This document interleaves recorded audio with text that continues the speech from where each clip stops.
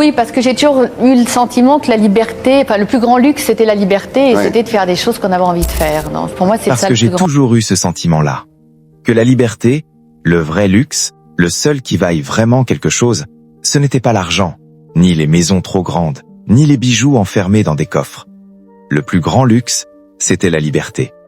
La liberté de dire non, la liberté de refuser, la liberté de faire uniquement ce qu'on a envie de faire quand on en a envie, et surtout de ne pas faire ce qu'on ne veut plus faire. Dire « Non, je n'ai pas envie de ce film. Non, je n'ai pas envie d'expliquer. Non, je n'ai pas envie de me justifier. » Et ce jour-là, ce qu'elle a dit, personne ne l'a vu venir. Personne. Imaginez une femme qui pendant 41 années n'a jamais laissé échapper un mot de trop.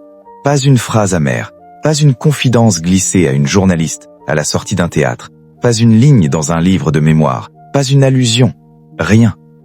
41 ans à sourire poliment quand on lui demandait « Et Johnny ?» 41 ans à répondre avec la même voix douce, le même regard légèrement fuyant, c'est du passé. 41 ans à avaler la douleur comme on avale une pilule trop grosse, sans eau, en serrant les dents. 41 ans à faire semblant que tout allait bien. 41 ans à porter le silence comme une armure. Et puis, un soir d'octobre, 2024. Un studio feutré, des lumières douces, France Inter. Face à elle, Léa Salamé. Elle a 77 ans. Les cheveux blancs impeccablement coupés, le port droit, les mains posées calmement sur ses genoux. Rien ne dépasse, tout est maîtrisé. Elle regarde droit devant elle, pas la journaliste, pas la caméra, le vide. Et elle dit, lentement, posément, comme on dépose une pierre sur une tombe, « Ce que Johnny m'a fait, je ne l'ai jamais pardonné. » 8 mots. 8 mots qui ont fait trembler toute la France. 8 mots qui ont fissuré un silence de plomb. 8 mots qui ont révélé qu'au-delà de l'élégance, de la retenue, de la grande dame du cinéma français, se cachait une blessure vivante, une blessure ancienne, une blessure purulente, une blessure qui n'avait jamais cicatrisé. Ce soir, on ne va pas vous raconter une histoire people. On ne va pas parler de tabloïds, ni de rumeurs, ni de scandales de surface. Ce soir, on va vous raconter une tragédie lente, silencieuse, implacable. L'histoire d'une femme qui a aimé un monstre sacré et qui en a payé le prix toute sa vie. Et pour comprendre, il faut revenir très loin, à une époque où tout était encore possible, à une époque où rien n'était encore brisé. Juillet 1948, Normandie. Menneville. Un village de Normandie de 300 âmes.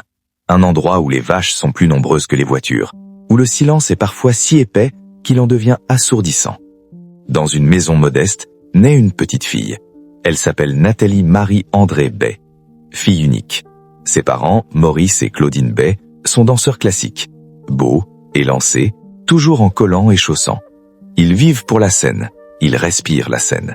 Ils aiment la scène plus que tout.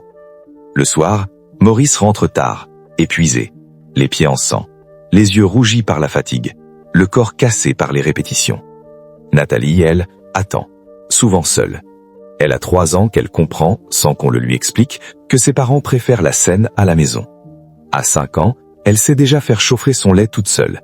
À 7 ans, elle lit des romans pour adultes parce qu'il n'y a personne pour lui raconter des histoires. Elle est belle, blonde, les yeux clairs, mais elle parle peu. On dit d'elle qu'elle est sauvage. En réalité, elle est seule, terriblement seule. À 14 ans, ses parents prennent une décision qui changera sa vie, sans lui demander son avis. Ils l'envoient à Monaco, chez Rosella Hightower, la plus grande professeure de danse classique de l'époque. C'est un honneur, c'est une chance, c'est aussi un exil. Nathalie quitte la Normandie. Elle quitte le peu de repères qu'elle a. Elle quitte surtout l'idée, même fragile, d'un foyer. À Monaco, elle dort dans un dormitoire avec 20 autres jeunes filles. 20 corps alignés, 20 rêves identiques, 20 solitudes qui se frôlent sans jamais vraiment se rencontrer. Elle se lève à 6 heures du matin pour la barre, elle répète jusqu'à l'épuisement. Les pointes brûlent, les muscles crient, les articulations lâchent. Elle a mal partout, mais elle ne se plaint pas. Elle serre les dents, comme toujours. La douleur, elle connaît. La fatigue, elle sait faire avec. Le silence aussi. À 17 ans, elle danse déjà dans des compagnies professionnelles. Elle est douée, très douée. Les professeurs le disent, les chorégraphes la remarquent. Mais quelque chose gronde en elle. Un manque, une frustration sourde, une impression d'être enfermée dans un corps qu'on regarde sans gêner l'écouter. Un soir, presque par hasard, elle assiste à une représentation de théâtre. Sur scène, une actrice pleure. Pas une belle larme esthétique, une vraie, une larme de chair, une larme qui tremble. Et là, c'est le choc. Nathalie comprend. Elle ne veut plus seulement danser. Elle ne veut plus être un corps gracieux qu'on applaudit. Elle veut parler. Elle veut dire. Elle veut être regardée autrement. Elle veut exister. À 18 ans, elle plaque tout. Sans cri, sans drame, sans explication. Elle prend un train pour Paris. Une valise en carton, 300 francs en poche. Rien d'autre. Paris. Les années de misère. Paris ne l'attend pas. Paris ne l'accueille pas. Paris la teste. Elle passe le conservatoire. Elle est prise. Classe de Pierre Lefebvre. Pour la première fois de sa vie, elle se sent vivante. Elle apprend à parler, à respirer autrement, à regarder, à écouter. Les années passent, les petits rôles s'enchaînent. Figuration, silhouette, cachet de misère. Elle dort dans des chambres de bonne. Elle mange des pâtes froides. Elle compte chaque franc. Mais elle travaille. Elle travaille comme une folle. Elle ne sort pas. Elle ne fait pas la fête. Elle répète. Elle lit. Elle observe. Un homme la remarque. François Truffaut.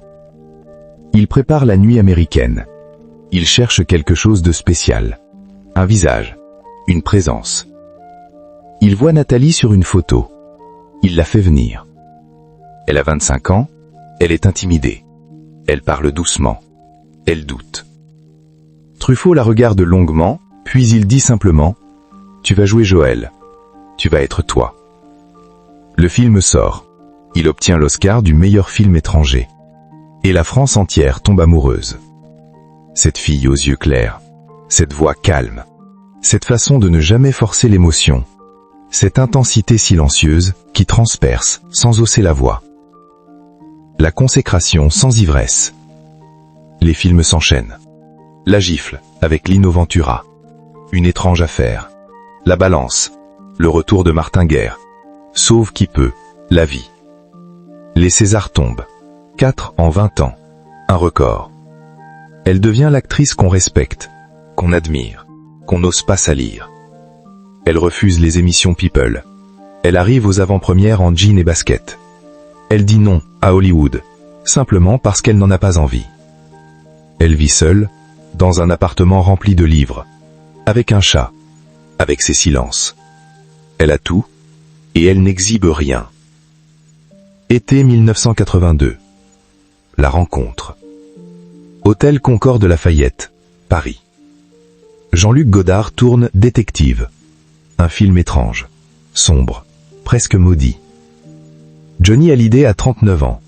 Il joue un boxeur raté, usé, au bout du rouleau. Nathalie joue une femme mystérieuse. Entre deux prises, ils se croisent dans les couloirs. Johnny, habitué à ce qu'on lui tombe dans les bras, reste figé. Il la regarde, comme un gamin. Il n'ose même pas lui parler. C'est elle qui fait le premier pas. Un sourire, un bonjour. Rien de plus. Mais c'est suffisant. Johnny est foudroyé. Il dira plus tard « Je suis tombé amoureux comme un adolescent. J'avais les mains qui tremblaient. » Nathalie est attirée par ce contraste violent. Lui, la bête de scène, le survivant. L'homme qui s'est tiré une balle dans la tête à 23 ans et qui a vécu quand même. L'homme qui brûle la vie par les deux bouts. Elle, la femme calme, la cérébrale, la fille de danseur qui n'a jamais fait d'écart. La femme qui pense avant de parler, qui ressent en silence. C'est l'attraction des contraires, irrésistible, presque dangereuse. En quelques jours, ils deviennent inséparables. Ils dînent ensemble tous les soirs après le tournage, ils parlent jusqu'à 5 heures du matin. Johnny lui lit des poèmes de Prévert. Nathalie lui parle de Bresson, de Duras, de Tchekhov. Il ne comprend pas tout, mais il écoute, fasciné. Pour elle, il ralentit. Il boit moins. Il se calme. Il arrête presque la cocaïne. Il veut être digne d'elle. Pour la première fois de sa vie, Johnny Hallyday a peur de perdre quelqu'un. Novembre 1983. Laura naît. Johnny est là. Il pleure. Il tremble. Il tient sa fille comme on tient un trésor fragile. Il dit à tout le monde, « C'est la plus belle chose que j'ai faite de ma vie ». Il veut se marier. Nathalie refuse. Le mariage, c'est un papier. Moi, je crois à l'amour, pas aux signatures. Mais elle est montaine avec lui, à la Savane, la grande maison de Marne-la-Coquette. Les débuts sont féeriques. Johnny se lève la nuit pour le biberon. Il chante pour endormir Laura. Il joue de la guitare dans le salon. Il raccourcit ses tournées. Il dit « Je veux être un père, un vrai ». Les magazines s'emballent. Johnny rangeait des voitures. Le couple parfait. Feu et glace. Rock et cinéma d'auteur. Le rêve français.